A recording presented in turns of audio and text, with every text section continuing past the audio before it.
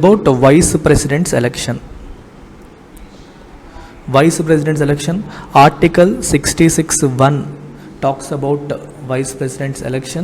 Article 66 is all about vice president. అందులో ఎలక్షన్కి సంబంధించి అందులో ఫస్ట్ ఆర్టికల్ ఏం చెప్తుందంటే వైస్ ప్రెసిడెంట్ ఎలక్షన్లో ఎలక్టోరల్ కాలేజ్, ఇది చాలా చాలా ఇంపార్టెంట్. ఎవరు ఈ ఎలక్షన్లో పార్టిసిపేట్ చేయవచ్చు, ఎవరు ఓటింగ్ చేయవచ్చు అంటే all members of parliament. When I say all members of parliament, it includes both Lok Sabha and Rajya Sabha, both nominated as well as elected.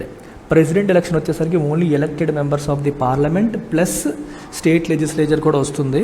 Vice ప్రెసిడెంట్కి వచ్చేసరికి all members of parliament, Lok Sabha and Rajya Sabha, elected and nominated ఇద్దరు కూడా మనకి దీంట్లోకి electoral కాలేజ్లో ఉంటారు. ఇది very very important.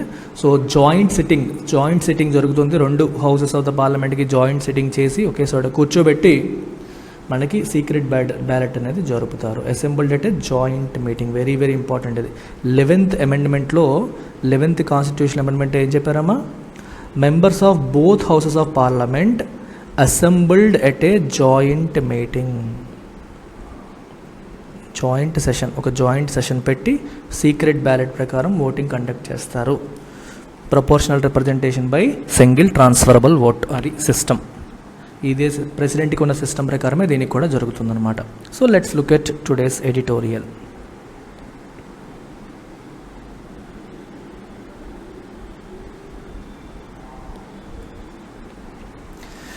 This one for farmers. What is the meaning of this one అంటే ఇక్కడ ఎవరు? వైస్ ప్రెసిడెంట్ క్యాండిడేట్ని NDA government, BJP government announce చేసింది. ఈసారి ఫార్మర్స్ని అపీజ్ చేయడానికి, ఫార్మర్స్ యొక్క సపోర్ట్ కోసం. అంటే ద్రౌపది ముర్ము గారిని ప్రెసిడెన్షియల్ క్యాండిడేట్గా వాళ్ళు చూపించినప్పుడు వాళ్ళ ఆబ్జెక్టివ్ ఏంటి అంటే ఎస్టీ, గిరిజన, మహిళ 2 పాయింట్స్. సో మేము ఎస్టీలకి అనుకూలము, వాళ్ళకి మేము చాలా చేస్తున్నాము అని సింబాలిక్గా అది మనం చూపిస్తున్నారు అని చెప్తే, ఇక్కడ ఫార్మర్స్ని ఆకట్టుకోవడానికి ఇది చేస్తున్నారు అనేది ఇక్కడ ఉద్దేశం. The BJP is seeking to appease అంటే వాళ్ళని ప్యాసిఫై చేయడం, వాళ్ళని కూల్ చేయడం, వాళ్ళ కోపాన్ని తగ్గించడం లేదా వాళ్ళ కోరికలని తీర్చడం అనే మీనింగ్. ఎపీజ్మెంట్ పాలిటిక్స్ అని చెప్పి అంటారు. ఎపీజ్మెంట్ అంటే వాళ్ళ సాటిస్ఫాక్షన్, వాళ్ళ డిమాండ్స్ని సాటిస్ఫై చేయడం. ఇలాగా కాంగ్రెస్ పార్టీకి ఒక రకమైన పేరు ఉండేది, మైనారిటీ ఎపీజ్మెంట్ పాలిటిక్స్ అని. అంటే ఎంతసేపు మైనారిటీలను ఎపీజ్ చేస్తూ ఉంటుంది, ముస్లిమ్స్ యొక్క మనోభావాలను ఎక్కువగా పరిగణలోకి తీసుకుంటుంది, మెజారిటీని నెగ్లెక్ట్ చేస్తుంది అనే భావజాలం, అనే ముద్ర కాంగ్రెస్ పార్టీ పైన పడింది. ఎపీజ్మెంట్ పాలిటిక్స్ అంటారు. అంటే ఒక వర్గానికి సాటిస్ఫై చేయడానికి, ఒక వర్గం యొక్క డిమాండ్స్ని క్యాటర్ చేయడానికి, వాళ్ళని కూల్ చేయడానికి ప్రయత్నిస్తూ ఉండడం. ఇక్కడ ఏం చేస్తున్నారు? The BJP seeking to appease a dominant farming community with its choice for VP. Vice presidential choice ద్వారా ఒక డామినెంట్ ఫార్మింగ్ కమ్యూనిటీ, సో వ్యవసాయం చేసి ఒక డామినెంట్ కమ్యూనిటీకి చెందిన వ్యక్తిని వైస్ ప్రెసిడెంట్ క్యాండిడేట్గా అనౌన్స్ చేశారు. వాళ్ళని అపీజ్ చేయడానికి ట్రై చేస్తోంది బీజేపీ అని చెప్పి ఈ స్టేట్మెంట్ విన్. The numbers are clearly stacked in favour of Jagdeep Dhankhar, the National Democratic Alliance candidate for the office of vice president. So ఎవరు క్యాండిడేట్? జగదీప్ ధన్కర్. ఎవరైనా ప్రజెంట్ వెస్ట్ బెంగాల్ యొక్క గవర్నర్ ఇతన్ని ఇప్పుడు మనకి వైస్ ప్రెసిడెంట్ క్యాండిడేట్ కింద అనౌన్స్ చేశారు. అయితే గెలుస్తారా గెలవరంటే ఆబ్వియస్గా గెలుస్తారు. Numbers are clearly stacked in favour of it. కంప్లీట్గా అటు రాజ్యసభలోను ఇటు లోక్సభలోను రెండిట్లోనూ బీజేపీకి మెజారిటీ, ఆల్మోస్ట్ బీజేపీకి దాని మిత్రపక్షాలకి కలిపి 2 చోట్ల మెజారిటీ వచ్చేసింది. సో నెంబర్స్ అన్నీ కూడా తనకు ఫేవరబుల్గానే ఉన్నాయి. The opposition 17 parties attend a joint meeting on Sunday. 17 పార్టీలు, అపోజిషన్ పార్టీలన్నీ కలిపి ఒక జాయింట్ మీటింగ్ అటెండ్ అయ్యి has announced Congress leader Margaret Alva as its candidate. So ఆయనకి వ్యతిరేకంగా మార్గరెట్ ఆల్వాని క్యాండిడేట్ కింద అనౌన్స్ చేశారు opposition parties. Mister Dhankhar, who join the BJP in 2003 after initial stints in Janata Dal and Congress, has remained a loyal soldier of the party and its current leadership. 2003లో ఏం join అయ్యారు. అంతకుముందు జనతాదళ్లోను కొన్నాళ్ళు, కాంగ్రెస్లో కొన్నాళ్ళు పనిచేశారు. స్టింట్ అంటే period of time that you work somewhere. So already ఇక్కడ కొన్నాళ్ళు అక్కడ కొన్నాళ్ళు పనిచేశారు. ఈయన has remained a loyal soldier of the party. అప్పటి నుంచి ఒక లాయల్ సోల్జర్గా ఉన్నారు, నమ్మిన బంటు అంటాం చూడండి, ఆ రకంగా పార్టీకి నమ్మిన బంటుగా ఉన్నారు. ప్రజెంట్ లీడర్షిప్కి కూడా నమ్మిన బంటుగా ఉండడం అనేది జరుగుతుంది. అమిత్ షాకి, మోదీ గారికి కూడా మీరు ఎలా చెప్తే అలా మహాప్రభో అన్న తరహాలో నడుస్తుంది. Even the office he currently holds ఏంటి office? The governor of West Bengal. West Bengal గవర్నర్గా ఆయన పనిచేస్తున్నారు కదా. Has not come in the way of his party loyalty విషయంలో జీరో కాంప్రమైజ్. పార్టీ ఏం చెప్తే అది నేను ఎలాగైనా చేస్తాను, నేను గవర్నర్గా ఉన్నా సంబంధం లేదు, ఎవరికి ఉన్నా సంబంధం లేదు, పార్టీ కోరుకున్నది యాజ్ ఇట్ ఈస్గా చేయడమే నా పని అన్నట్టుగా ఆయన ప్రవర్తిస్తూ వచ్చారు. అంటే గవర్నర్ అనేది ఒక కాన్స్టిట్యూషనల్ హెడ్ ఆఫ్ స్టేట్. అలాంటి పొజిషన్లో ఉన్నప్పటికీ కూడా ఆయన నాన్ పార్టిసన్ మేనర్లో, అంటే ఏ పార్టీకి అనుకూలంగా లేకుండా, అన్బయాస్డ్గా ఉండకుండా, పార్టిసన్ మేనర్లో, అంటే ఒకళ్ళకి అనుకూలంగా, ఎవరికి? బీజేపీ వెస్ట్ బెంగాల్లో అపోజిషన్లో ఉంది. సో అపోజిషన్ పార్టీకి అనుకూలంగా ఎంతసేపు రూలింగ్ పార్టీని ఇబ్బంది పెట్టే కార్యక్రమాలు చేస్తూ ఆయన పార్టీ ఏం చెప్పిందో వాటిని మాత్రమే ఫాలో అవుతూ వచ్చిన లాయల్ సోల్జర్ అని చెప్తున్నారు.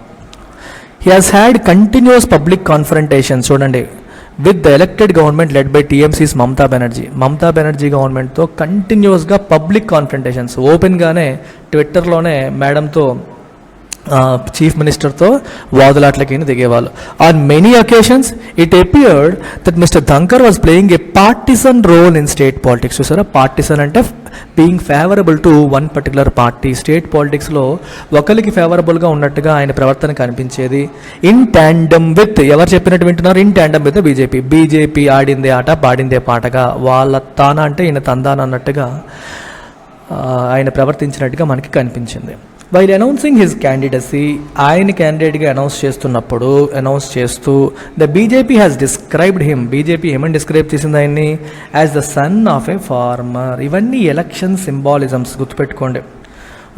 నేను రైతు బిడ్డని, నేను మీలో వాడిని, నేను ఏమంటారు గిరిజన మహిళని, లేకపోతే మాల కులం నుంచి వచ్చాను, ఇలా కులాన్ని, మతాన్ని, ప్రాంతాన్ని, భాషని ఉపయోగించడం అనేది ఎమోషనల్గా మనల్ని అరౌజ్ చేయడానికి.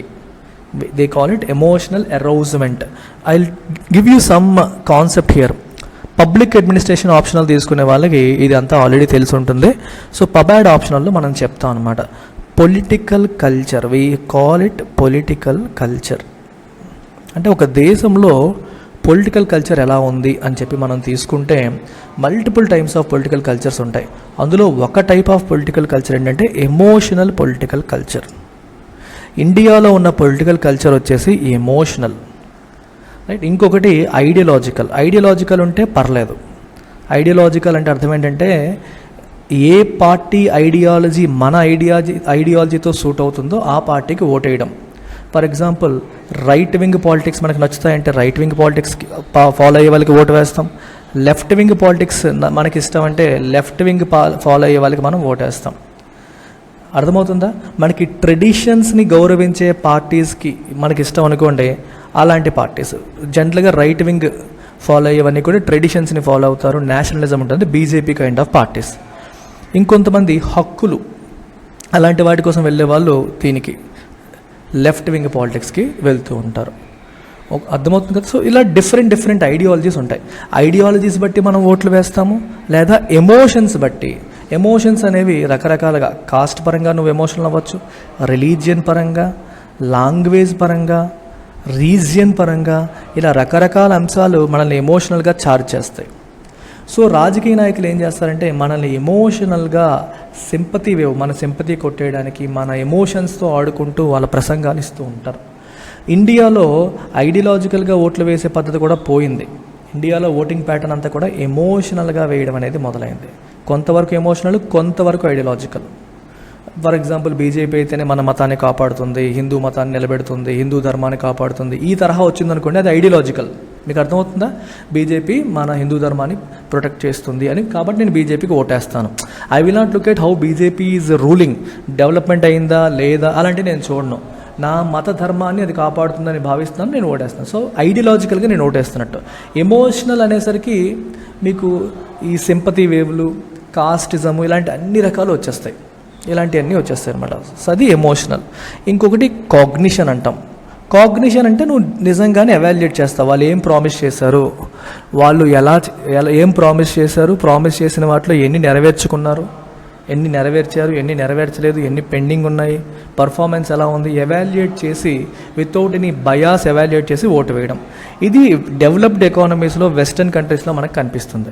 మన దేశంలో ఇంకా ఎక్కువగా ఎమోషనల్ పొలిటికల్ కల్చరే నడుస్తుంది. అందుకే మన రాజకీయ నాయకులు నన్ను మీ బెడ్ అనుకోండి, జగనన్న, చంద్రన్న, ఈ అన్నలు, అమ్మలు ఇవన్నీ ఎందుకు వస్తాయి? They trying to connect with voters in an emotional manner. ఎమోషనల్గా మనకు దగ్గర అయ్యే ప్రయత్నం మీకోసమే ఇవన్నీ చేస్తున్నామనే ఫీలింగ్. సో అలా కాకుండా ఇదిగో అంటమ్మా, మీరు మాకు ఓటు వేశారు, నేను ఇన్ని చేశాను, చూడండి, these are the things I promised and these are the things I did.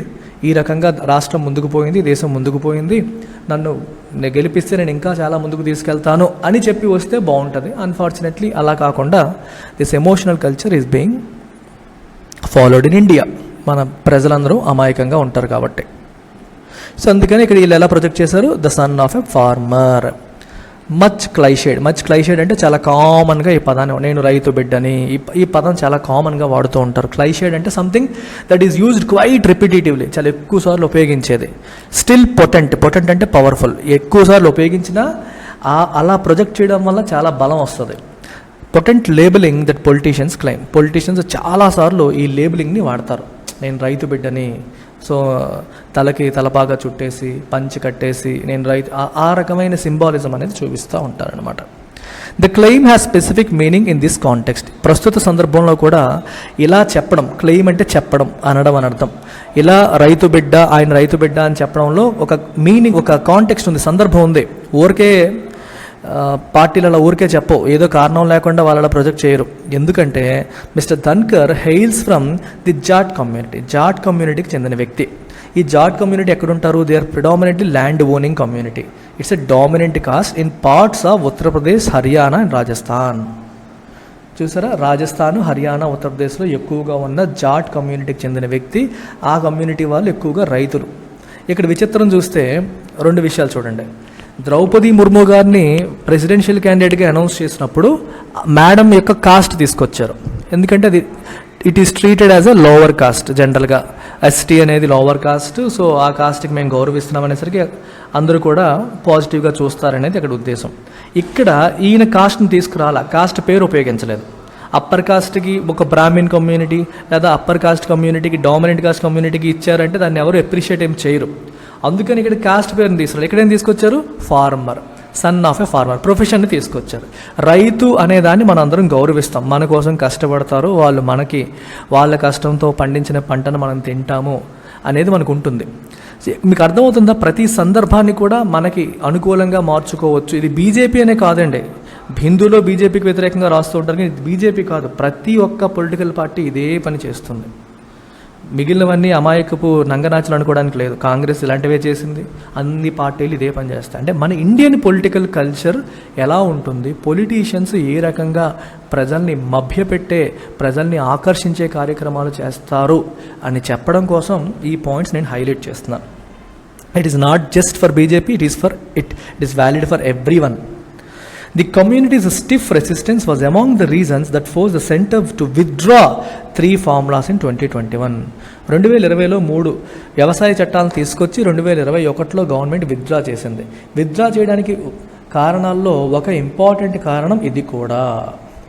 Withdraw చేయడానికి ఉన్న కారణాల్లో ఒక ఇంపార్టెంట్ కారణం ఏంటి? ఇప్పుడు చెప్పింది. అంటే ఈ మూడు రాష్ట్రాల్లో ఉన్న జాట్ కమ్యూనిటీ యొక్క స్ట్రాంగ్ రెసిస్టెన్స్, వాళ్ళు చాలా స్ట్రాంగ్గా అపోజ్ చేశారు, అందుకని విత్డ్రా చేయాల్సి వచ్చింది. సో కాబట్టి ఇప్పుడు ఆ కమ్యూనిటీని అపీస్ చేయడానికి ఈయన తీసుకొస్తున్నారని చెప్తున్నారు. A considerable segment of Jats had stayed with the BJP in this year's assembly election in యూపీలో అసెంబ్లీ ఎలక్షన్స్లో కూడా ఈ కమ్యూనిటీకి చెందిన వాళ్ళు చాలా వరకు బీజేపీతో పాటే ఉన్నారు. ఎందుకంటే బీజేపీ చెప్పిన మాట ప్రకారం ఇన్ఫ్యాక్ట్ 3 లాస్ని వెనక్కి తీసుకుంది కాబట్టి. And mister Dhankhar's elevation will strengthen BJP's hold over the community. ఇప్పుడు ఈయన్ని వైస్ ప్రెసిడెంట్ క్యాండిడేట్గా పెట్టారు కాబట్టి ఆయన వైస్ ప్రెసిడెంట్ చేస్తే ఆ కమ్యూనిటీ మొత్తం బీజేపీకి సపోర్ట్ వస్తుంది, ఇంకా స్ట్రాంగ్ అవుతుంది.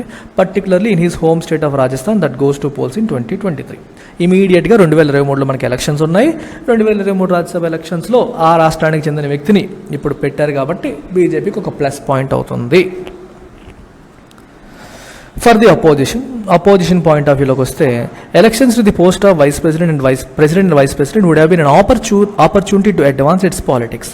అపోజిషన్ పార్టీలు కొంచెం తెలివిగా ఆలోచిస్తే వాటి యొక్క పొలిటికల్ ఎజెండాని ముందుకు తీసుకెళ్ళడానికి ఈ 2 ఎలక్షన్స్ని ఉపయోగించుకొని ఉండాలి. కానీ ఆన్ దట్ కౌంట్ ఆ విషయంలో it seem to have done a poor job. అంత బాగా ఉపయోగించుకున్నట్టుగా అనిపించట్లేదు. Ms. Alva's entry onto the scene is unlikely to move the needle for opposition politics in any impactful manner. మేడంని ఇప్పుడు వైస్ ప్రెసిడెంట్ క్యాండిడేట్గా వాళ్ళు announce చేశారు. దానివల్ల స్పెసిఫిక్గా ఆవిడకి ఎటువంటి అపోజిషన్ పార్టీకి ఎటువంటి అడ్వాంటేజ్ కూడా రాదు. ఇంపాక్ట్ఫుల్ మేనర్లో వాళ్ళకి ఫేవరబుల్గా ఏమీ వచ్చే పరిస్థితి కనిపించట్లేదు. ఎందుకని?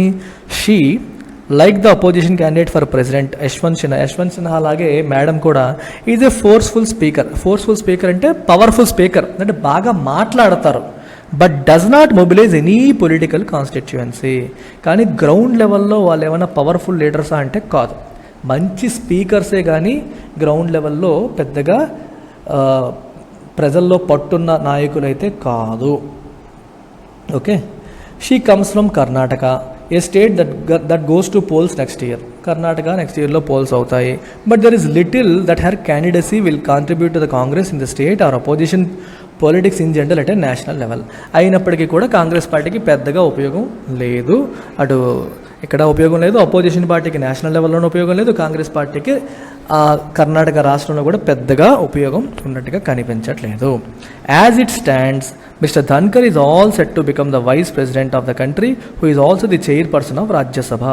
Obviously kada, vice president of country is the de facto chairperson of, by default వాళ్ళు చైర్పర్సన్ ఆఫ్ రాజ్యసభ కూడా అయిపోతారు. సో ఆయనే vice president అవ్వబోతున్నారు. 2 offices that require occupants to be unfailingly non-partisan. మరి వైస్ ప్రెసిడెంట్ పొజిషను అలాగే చైర్మన్ ఆఫ్ రాజ్యసభ పొజిషన్, ఈ 2 పొజిషన్స్లో ఉండే వాళ్ళు ఎలా ఉండాలి? నాన్ పార్టిసన్, అంటే ఏ పార్టీకి బయాస్డ్గా ఉండకుండా పక్షపాతిగా, నిష్పక్షపాతంగా ఉండాలి. అన్ఫెయిలింగ్లీ, ఏ క్షణంలో కూడా ఫెయిల్ అవ్వకూడదు. ఆ విషయంలో నిష్పక్షపాతంగా ఉండాల్సిన అవసరం ఉంది. అలాంటి పొజిషన్స్ 2 కూడా. They are expected to adhere to rules and the constitution on the one hand, and on the other innovate to ensure smooth relations between the government and the opposition.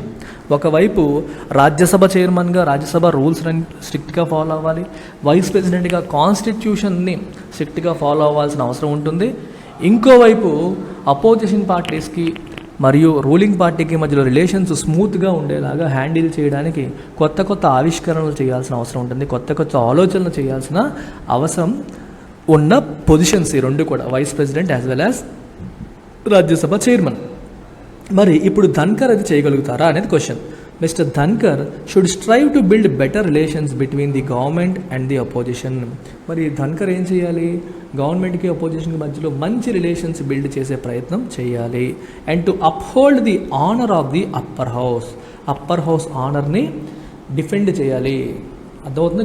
ఆ గౌరవాన్ని నిలబెట్టాలి, కాపాడాలి అని అర్థం. There is a transition that he might struggle to effect. అయితే ధన్కర్ గారికి present ఉన్న పేరు ఎటువంటిది? ఈయన వెస్ట్ బెంగాల్లో ఉన్నారు, గవర్నర్గా ఉన్నారు. వెస్ట్ బెంగాల్ గవర్నర్గా ఈయన ఉంటూ అపోజిషన్ పార్టీ అయిన బీజేపీకి అనుకూలంగా ప్రవర్తిస్తూ ఉన్నారు. So has been working in a partisan manner. మరి పార్టిసన్ మేనర్ నాన్ పార్టిసన్గా మారాలి, నిష్పక్షపాతిగా మారాలి అంటే అది ఈజీయా? ఆ ట్రాన్సిషన్ అనేది ఈజీయా? That he might struggle to effect. అంత ఈజీ కాదు. ఆయన ఇలా పక్షపాతి నుంచి నిష్పక్షపాతిగా మారడం అనేది కొంచెం కష్టంగానే అవుతుంది. Given the temperament he has displayed so far. ఇప్పటి వరకు ఆయన చూపించిన మన టెంపర్మెంట్ చూస్తే మనకంత నమ్మకం రాదు. ఎందుకంటే ఆయన ఎంతసేపు కూడా ఎలా ఉన్నారు? ఒకళ్ళకి పక్షపాతిగానే ఉన్నారు తప్పితే నిష్పక్షపాతంగా గవర్నర్ అనే రోల్ని గౌరవంగా ఆయన మెయింటైన్ చెయ్యలేదు.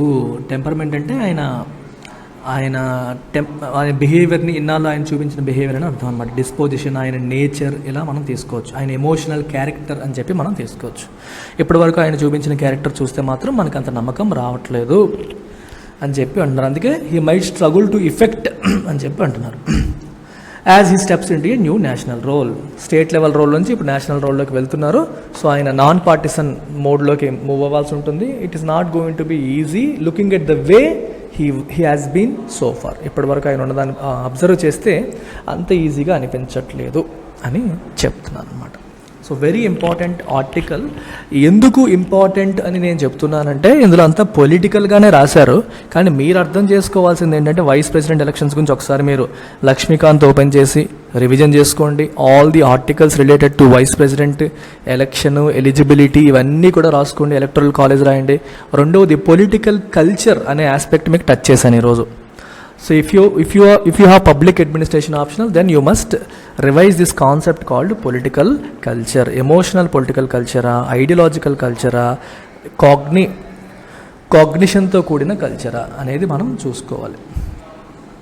కాగ్నిటివ్ కల్చర్ అనేది చూడాలి. సో ఇది important.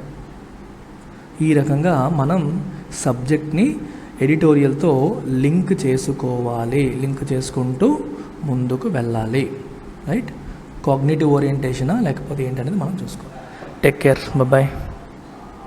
One last thing, bank SSC segment prepare అయ్యే స్టూడెంట్స్ అందరికీ కూడా ఒక బ్లాక్ బస్టర్ ఆఫర్ అనౌన్స్ చేశాను నేను. 31 జూలై వరకు వ్యాలిడ్ ఉన్న ఆఫర్ ఇది.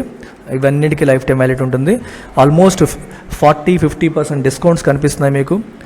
2,000 రూపాయలు ఉన్నది 1,000 రూపాయలకి, 5,000 రూపాయలది 3,000కి, అన్నీ 10,000ది 5,000కి చాలా ఎక్కువ డిస్కౌంట్స్ అనేది ఇవ్వడం జరుగుతుంది. I strongly recommend this particular pack. ఈ ఒక్క ప్యాక్ మీరు తీసుకుంటే bank, SSC, railway 3 exams cover అయిపోతే 10,000 రూపీస్ ఉన్నది నేను 5,000కి అందిస్తున్నాను. సో దీంట్లో మీకు పైన ఉన్నవన్నీ వచ్చేస్తాయి. యూ గెట్ ఎవ్రీథింగ్ అనమాట. కేవలం 5,000 రూపాయలకి 3 different exams full syllabus cover అవుతుంది. 31 జూలై వరకు మాత్రమే ఇది వ్యాలిడ్ ఉంటుందమ్మా. ఇంట్రెస్ట్ ఉన్న వాళ్ళు ఈ నెంబర్ కాల్ చేయొచ్చు, లేదా మన వెబ్సైట్లో ఈ కోర్స్ పేర్లు మీరు టైప్ చేస్తే వస్తుంది. You can make payment directly on our website ltxclasses.com. Take care. Bye.